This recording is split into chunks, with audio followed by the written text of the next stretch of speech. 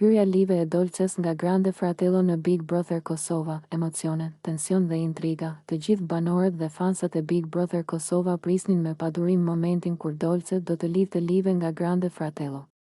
Atmosfera ishte e ngarkuar, kamerat fokusoheshin mbi çdo lëvizje, ndërsa emri i saj përmendej me entuziazëm dhe kuriozitet. Kur lidhja u bë, Dini e priti me buzëqeshje dhe një ton kurioz, Dolce, si po kalon aty brenda.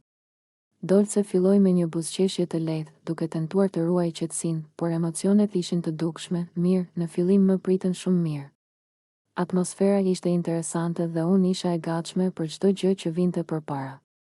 Por natyrisht, si çdo vend ku ka shumë njerëz me karaktere të ndryshme, nuk mund të mos ndodhnin edhe pak tensione. Dini, duke ecur me pyetje më të drejtpërdrejta, e shtyu të tregonte më shumë për dinamikën brenda, si po i përballon lojrat dhe situatat me banorët e tjerë.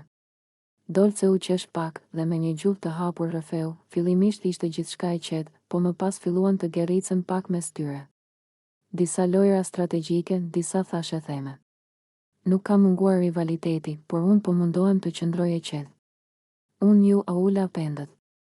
Nuk dua të reagoj menjëherë, dua të shikoj situatën nga larg dhe të kuptoj se kush është me të vërtet lojtar dhe kush vetëm po provokon. Banorët e BBK e ndoqën çdo fjalë me vëmendje të jashtëzakonshme. Disa shikime u shkëmbyen mes tyre, të shqetësuar nga emocionet e Dolce dhe mënyra se si po përshkruante situatën.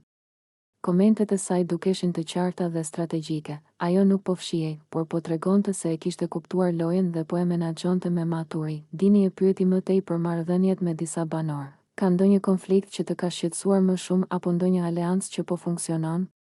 Dolce u mendua pak, pastaj vazhdoi, ka situata që janë komplekse. Nuk mund të them se gjithçka është e lehtë, por po mundohem të mbaj një profil të qetë.